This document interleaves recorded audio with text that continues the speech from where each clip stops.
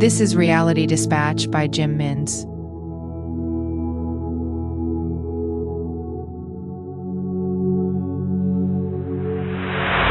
Ryan peered out of the window and was confronted by a sea of lenses focused on the famous door.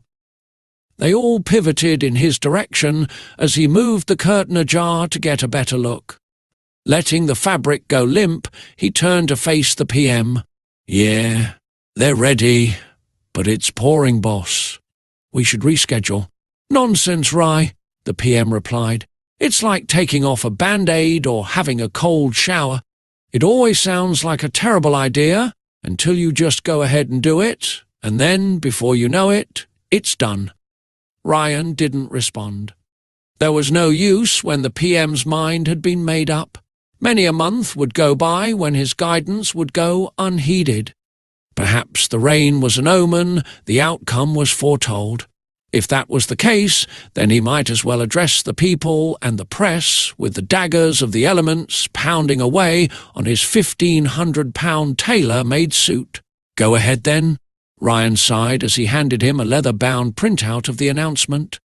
The PM opened the folder and had a last-minute glance at his words while Jen brushed the dust off his shoulder and patted down his collar. "Jen, is Carly in place? We need to get the lectern out," Ryan asked. It was a two-pronged question designed to get her away from Rishi's vicinity so that he could focus on the task at hand, in addition to reminding her of his authority.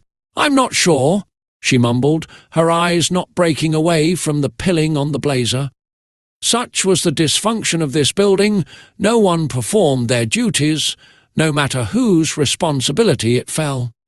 If Ryan really wanted to admit a semblance of truth to himself, he welcomed today's announcement. The polls spelled doom, and the rabble of the politics amongst the staff mirrored the chaos that the cabinet presented daily. Fires sprung up that those who ought know better had lit. Ryan was a fireman who was running out of water.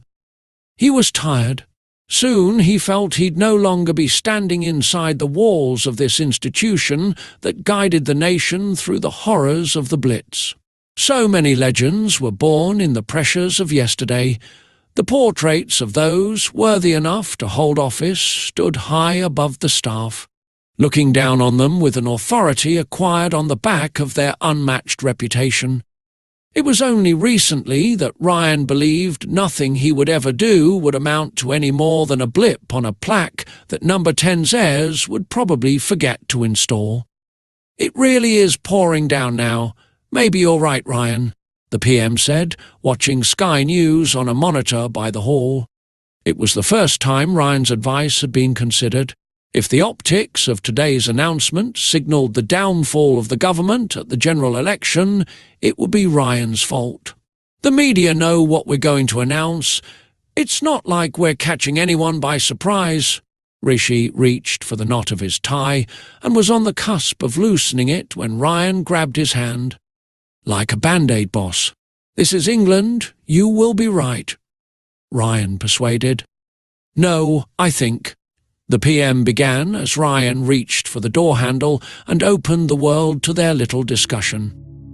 Rishi kicked into gear as if the slight hadn't occurred. He marched to the podium with purpose as the showers painted his fate. Ryan had the door shut and smiled at the white paint.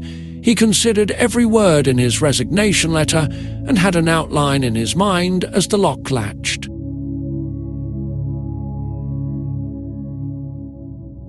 For more fact-based fiction, head to jimminns.substack.com.